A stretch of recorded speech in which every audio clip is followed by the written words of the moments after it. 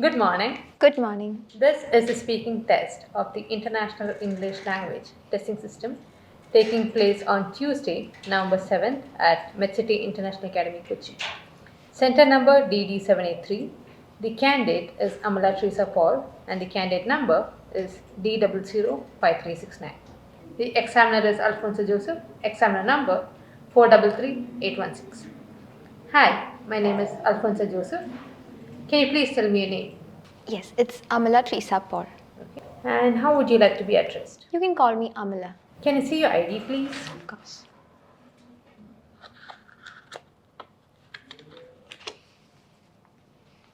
Thank you. And where are you from, Amala? I'm from 𝐌𝐞𝐝𝐿𝐿, Kochi, the financial capital of Kerala. It's a very vibrant city, a wonderful one indeed. And I've been living here for the past 23 years. And my favorite part of the city would be Edapalli, and that's my hometown. All right.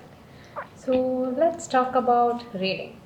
Do you like reading? I love reading. I am an avid reader. I have a literature background. And I have read a handful of books. And my favorite author would be �W𝐞𝐝𝐿 𝐿. Is there any specific genre that you like reading when it comes to books? Definitely. That would be fiction. Like I mentioned, I read a lot of �W𝐞𝐿 𝐿 books. And the last book that I've read is The Kite Runner. Okay. Moving on, let's talk about geography. So, how do you like geography? Geography has never been my favorite subject. Nonetheless, I had to learn it in school. Okay. Do you think geography to be useful? Of course, it's useful, especially in learning about the world, how it works, the topography and the locations. Okay. But I believe there were interesting subjects back then, and this subject was a bit dry. And have you ever studied geography at school? Yes, I have. It was part of my curriculum. Like I mentioned, it was never my favorite subject, Okay. but I learned it. Okay. And are you good at map reading? No, unfortunately, no. I've been always poor with directions. No matter how many times I travel to the same place, I somehow forget the route. But I'm slowly getting better at it. Okay. All right. And did you want to be a geography teacher? I always wanted to be a teacher, but not particularly geography. Just because I believe that in order to teach something, you need to have immense knowledge about the subject, which I do not have about geography. Okay. Moving on to part 2, you'll have 1 to 2 minutes to speak on the topic and a minute to prepare. So you need to talk on a place in your country that you think is interesting. You should say where it is, how you knew it, what is it famous for, and why do you think it is interesting. That will be your paper and pencil for preparation. You have a minute for preparing, and your time starts now.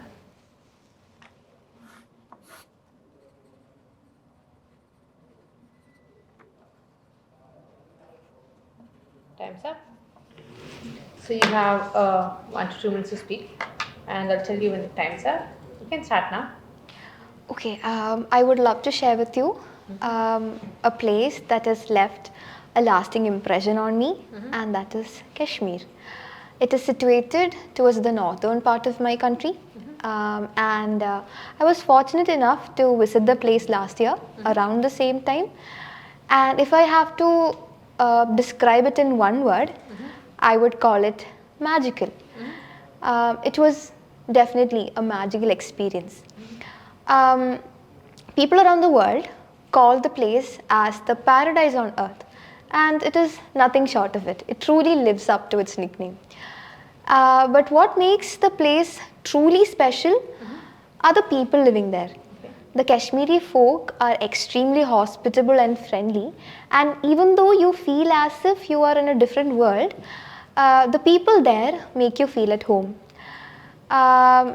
The place is blessed with the diversity of the location. On one side you have mighty Himalayas, fresh tranquil rivers, lush green forests, and when you are there you feel as if you are in a postcard. You cannot help but be captivated by the extreme beauty of the place. and it is actually a fairy tale, the place. And I should not forget to mention the food that I experienced there, especially the tea.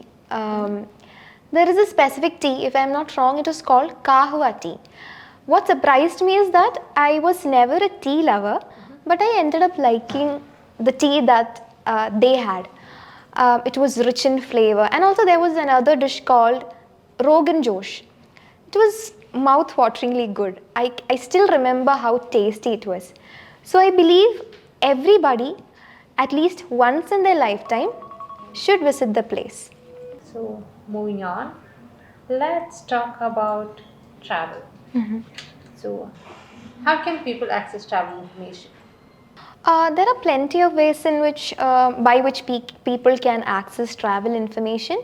Since we are living in a very technologically advanced era, you can definitely make use of internet, through which you can get a lot of insights, recommendation and reviews about your plans. At the same time, you can also rely on local tour guides, guidebooks, and of course native people can also help you with the information, but I would always prefer internet because it is updated and convenient to use. Okay. Is it just youngsters who like to try new things, or do people of your parents' age also like to try new things?